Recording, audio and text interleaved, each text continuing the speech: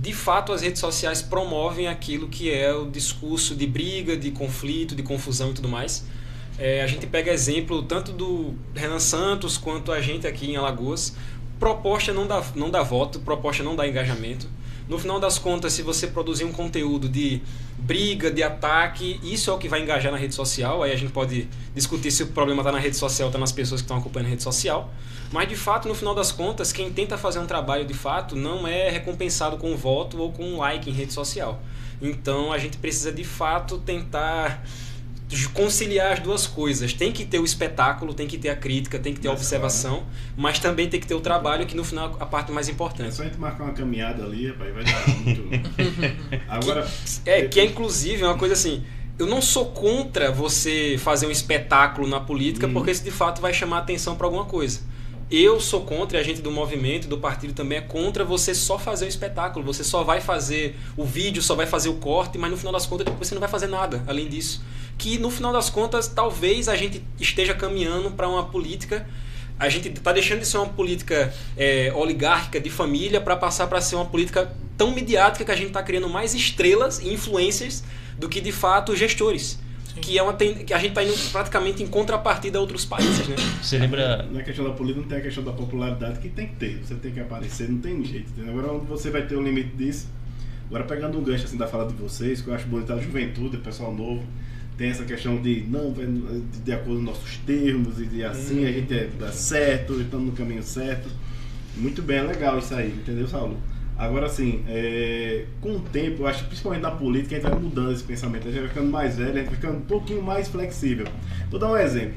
Eu acompanhava o MBL, jamais vamos utilizar o fundão eleitoral. Quando foi nas últimas eleições, vocês tiveram que usar. Entendeu? O que é que você me falaria, Vitor, em relação a isso? Aqui... Não estou falando que é errado ou é certo, estou falando que assim, a gente tem um pensamento que ao longo do tempo você pode...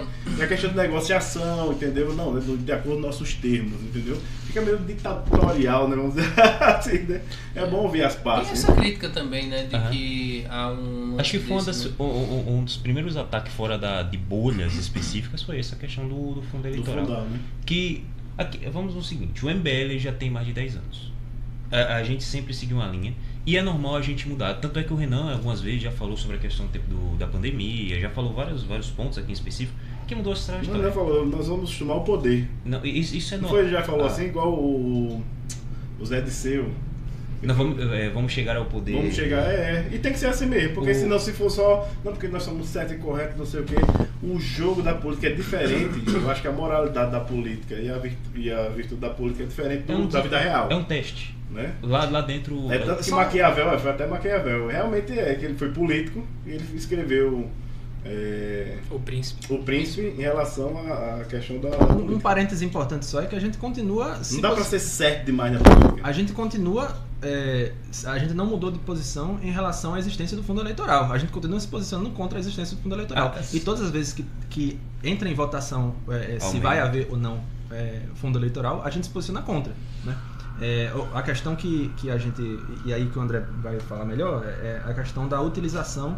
E aí, só dando a minha opinião, a gente, assim, eu posso dizer que a gente realmente, entre uma infinidade de aspectos nos quais o MBL se dispôs a ter algum tipo de atividade ou opinião, eu posso dizer que foi um erro ter mudado, ter feito essa prática no passado de não usar fundo eleitoral. Porque a partir do momento que ele existe, ele vai necessariamente ser usado por alguém. Então é melhor que ele seja usado pela melhor pessoa.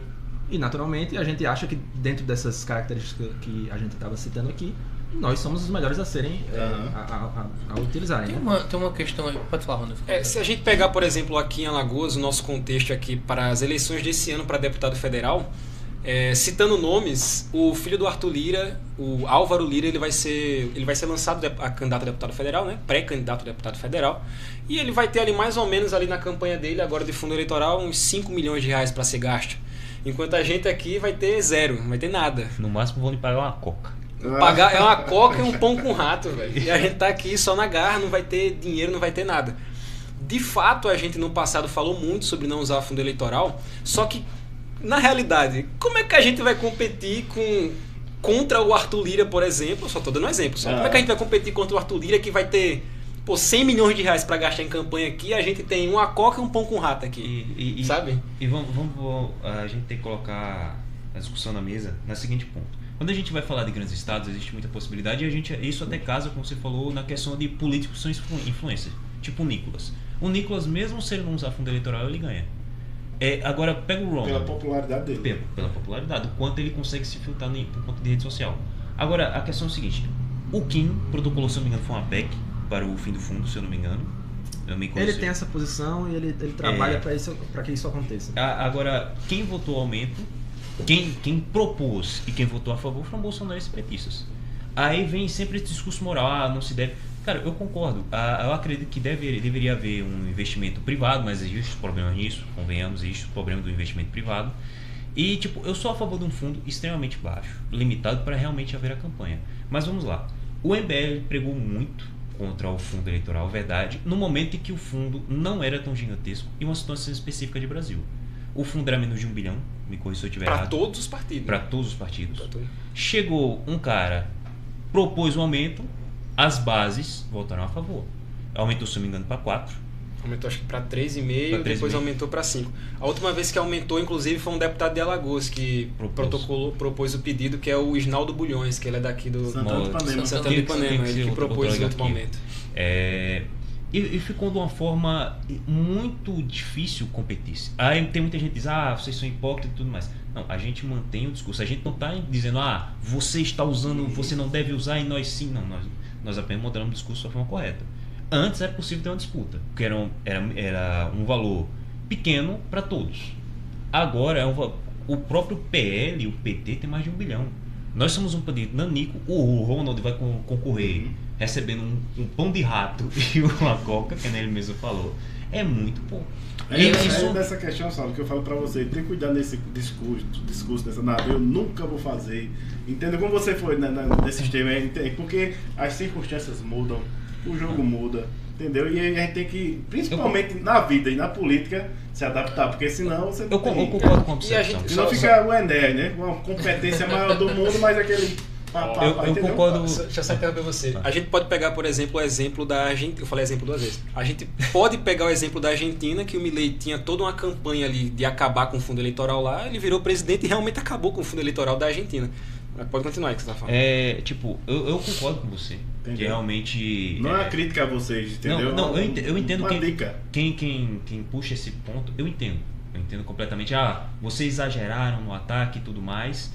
Mas eu entendo também que há um comparativo ali da situação que estávamos, no momento que o Brasil estava, no valor que era ali, e o valor que se tornou e como se tornou a política local. O como, por exemplo, os dois partidos se tornaram gigantescos e bolhas gigantescas de domínio. É que nem sempre falo, sempre é dito.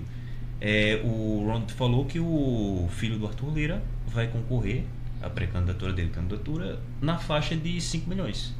Então fica muito difícil para um local como Alagoas, um cara como o Ronald, mesmo sendo positivo, ter espaço.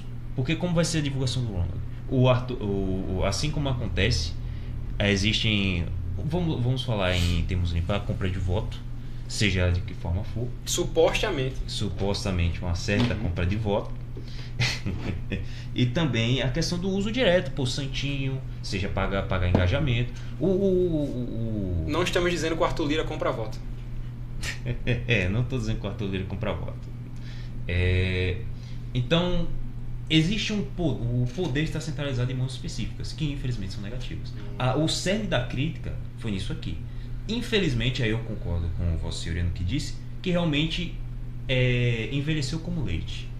Ficou realmente muito ruim, porque todos que vão nos atacar por isso, eles usam um discurso antigo. Poxa, vocês atacaram, agora estão utilizando. E eu compreendo. Eu não vou dizer que eu sou totalmente contra essa crítica, eu compreendo. Só que tem que ser feita uma análise do que foi e do que é. Eu tenho que colocar esses dois méritos aqui. Porque na verdade é uma discussão que precisa resolver o financiamento de campanha. Exato.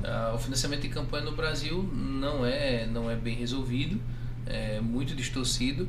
Algumas pessoas falam que o modelo mais justo seria o modelo norte-americano, que pelo contrário é pior ainda, né? Ele concentra em cima de quem tem grana para bancar e o lobby é muito forte. Eu me preocupo muito com o seguinte: você vai ser candidato, e você tem uma estrutura aqui de campanha para tomar de conta, né, para andar. Há uma grande hipocrisia na legislação eleitoral, que ela diz que todo mundo que pode votar e pode ser votado tem direito de se candidatar, atendendo critérios de idade, né? Aí saio eu candidato a presidente, porque tenho a idade, posso votar e posso ser votado, vou ter a mesma condição de 36, vou ter a condição de fazer uma disputa, né, com quem está andando de jatinho para lá e para cá cobrindo território, não tem como. Não vai ser também o dinheiro público que vai resolver isso 100%. Verdade. Então é como a gente encontra um caminho para que isso aconteça, porque há também a característica que acontece muito nas campanhas, isso caça um monte de mandato de vereador por aí afora, Brasil afora, que é da turma que entra lá, eu preciso de 25 candidatos nessa chapa aqui. Aí entram lá 25 nomes para serem candidatos a deputado federal ou para serem candidatos a vereador. Dos 25 que tem ali, vem o fundo eleitoral para aquele grupo distribuir o recurso ali. 4 ou 5 não recebem, só recebem uma meia dúzia, né? O cara não tira voto, não tem condição de pedir voto, aí tira lá 1 voto, 2 votos, 3 votos, vem a justiça eleitoral com essa chapa toda, né? Porque o indivíduo foi uma candidatura laranja. Ou às vezes acontece o contrário. Ou às vezes acontece o contrário, né? O cara recebe a grana e tira 2 votos, 3 votos, vem a justiça eleitoral, caça a chapa toda, né? Então é realmente uma discussão muito mais profunda, que precisa ser entendida dentro de uma lógica de como você financia a campanha no Brasil, dando condições mais ou menos equitativas, porque equitativo não vai ser, de disputa, né? Porque esse é o cenário. Agora, pegando esse gancho da discussão sobre o fundo eleitoral, você citou o exemplo do Milei na Argentina, e vocês falaram de outros temas aqui sobre a postura, os termos e tudo mais.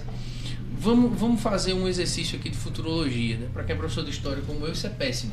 Então, assim, né? É só um exercício realmente de liberdade aqui. Porque não existe em si na história, né? Então assim,